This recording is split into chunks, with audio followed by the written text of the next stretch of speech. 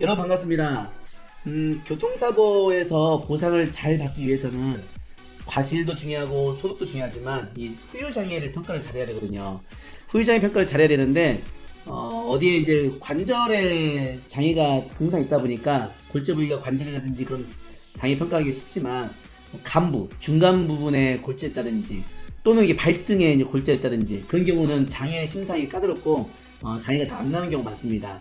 물론 심한 경우는 각형성 장애라든지 족관절 강직장애 평가하지만 그러지 못한 경우가 많이 있거든요. 오늘 소개할 영상은 보행 중에 렌트카에 의해서 사고를 당했는데 다리 발목에 골절 당한 거예요. 당연히 이제 이게 산재에서 그 보상을 받았던 그 근무 중 사고에서 산재를 먼저 청구를 했는데 산재에서도 휴업손해는 평가는 했지만 후유장애는 평가가 안 됐고 그리고 초과된 손해상금에 대해서 렌트카 공제를 청구를 했는데 렌트카 공제에서는 장애 인정도 안 하고 단순히 치료비만 좀 지급하겠다 뭐 그런 입장이었습니다. 백박사를 만나서 어떻게 보상이 이루어졌는지 오늘은 그 실제 사례 이야기를 또 보여드리면서 설명드리겠습니다.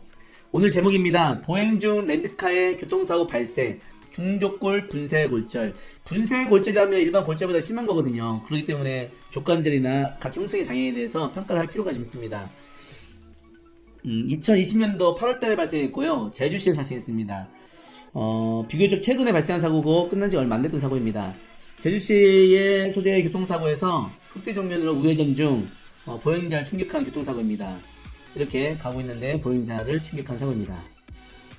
자, 우측 족부 5 중족골 기저부 분쇄골절 주관절 이 손목이죠. 그 팔꿈치 그 다음에 좌측 수부 둔부 뭐 이런 데 타박상이 많이 있었습니다. 아무래도 차대 인사고에 있어서는 몸에 그대로 충격이 가해지기 때문에 이것저것 그 연세 있는 분들은 아플 수밖에 없습니다. 입원은 그냥 50여 가까이 있고요. 통원치료를 100번 이상 했어요. 100회 이상을. 굉장히 많이 치료받았죠. 그리고 수술도 했고요. 그 K 강선으로 고정수술을 했고. 자, 이 발목 분쇄골절에서 이렇게 수술한 이 그 엑스레이 사진입니다. 방사선 사진이고요.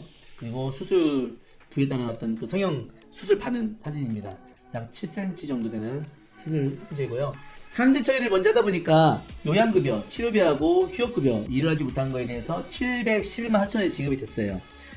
제가 산재 사고에 있어서도 산재에서 지급받지 못하는 위자료나 또 산재를 초과하는 손해배상금에 대해서는 그 가해 차량에 또는 가해자에게 손해배상 청구를 할 수 있다는 설명을 여러 차례 드렸습니다. 이 사건도 마찬가지입니다. 교통사고고 산재를 처리했지만 산재에서 보상받고 부족한 손해는 자동차 보험인 렌트카 공제에 청구할 수 있는 겁니다. 책임 제한, 과실은 서로가 보행 중 사고고 각기 중에서 없는 걸로 판단해서 무과실로 평가를 했습니다. 이게 이제 손해보험협회에서 정한 규정 지부입니다. 117번 사고 상황에 따라서 평가를 했습니다. 과실이 없음. 자, 월 현실 소득액입니다. 정유 코너에서 근무하고 있었고 근무 중에 이제 업무 때문에 잠깐 나갔다가 사고를 당했는데 2021년도 상반기 평균 임금이 277만 1,000원 많이 올랐죠. 기본급이 올라가면서 많이 올라가고 있는 것 같습니다. 자, 후유장애 대학병원에서 장애를 평가해보니 족관절에 대해서 14% 3년에 대해서 평가를 받았습니다. 분쇄골절에 대해서요. 3년 받았고요. 이거 일단은 위자료는 3년이니까 50만원. 그리고 이 한시장애이기 때문에 그렇습니다. 그리고 통원 일수에 따라서 이를 8,000원씩 계산했고요. 금속 제거비는 수술비 해서 핀 작업 비용해서 총 360만원 평가를 했습니다. 보험회사에서는 통상 적게는 150만원, 많게는 250만원 정도, 더 심한 경우는 300만원 긴장하기도 하고요. 금속 제거비도 여러 군데 할 때는 각각 빼야 되거든요. 그럼 각각 산정도 해야 되고 그렇습니다. 향후 치료비, 이 치료 끝난 게 아니기 때문에 향후에도 깁스, 물리치료, 약재료, 통원치료 등에서 총 200만원 정도 예상된다. 전문가 소견에 따라서 평가를 했고요. 성형 비용도 7cm에 대해서 188만 3천원. 산재 내역은 이게 자회법에 따라서 진찰료, 입원전 검사료, 수술료, 식대 쭉 횟수별로 평가하는 겁니다. 183만 3천원 평가를 이렇게 하게 됩니다. 그래서 이 끝난 건가? 산재 끝나. 위자료 평가랑 해서 장애보상금, 휴업손해는 산재 받았으니까요. 공제하고 다 하면 2,200만원 정도 평가를 했습니다. 그리고 이 전체 다 리스트고요. 그리고 이걸 또 다시 손해배상 항목비를 쭉 평가한 다음에 산재보상금을 공제해야 되는데 이미 산재에서 600만 원 했기 때문에 휴업손해 평가하지 않은 겁니다. 어차피 공제해봐야 의미 없기 때문에요. 그럼 나머지 그냥 고스란히 2,200만 원을 자동차 보험 렌트 공제에 청구할 수 있는 겁니다.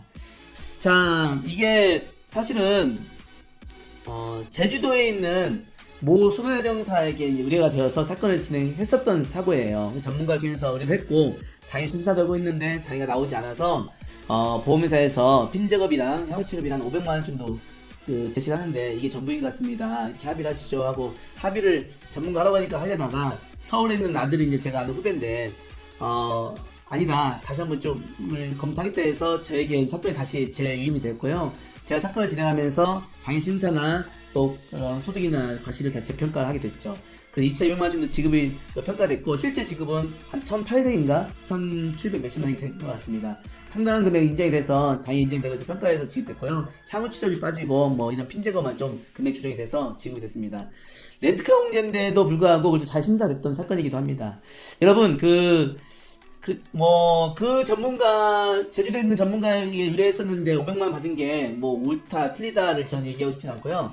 저뿐만 아니라 많은 전문가들이 계시지만 진짜 전문가는 어찌됐든 이 후유장애를 평가를 잘할 수 있어야 인사사고에서는 손해배상금의 차이가 많이 납니다. 저 같은 경우는 이제 그런 장애를 굉장히 연구를 많이 하고 1심, 하급심 판례나 또 법원의 판결을 가지고 또 각 대학병원 교수님들과 협업을 많이 하고 있기 때문에 이런 것들이 가능하지만 이런 전문가로 올라갈수록 인신사고에 있어서 이제 그런 것들을 잘 핸들링할 수 있는 게 진짜 전문가고요. 그렇지 않고 장애가 잘 안 나오면 뭐 보험회사 주장한 대로 500만 원이 평가가 맞을 수밖에 없습니다. 틀린 건 아닙니다. 어쨌든 저 아드님 통해서 저에게 잘 와서 너무 감사해하고 잘 끝나서 만족이 또 높았던 사건이었습니다. 오늘은 렌트카 공제의 산재 처리 후 자동차 보험으로 청구했던 중족골, 분쇄골절에 대해서 장애심사를 청구했던 사례를 설명드렸습니다. 오늘도 제 영상 시청해주신 여러분 진심으로 감사합니다. 고맙습니다.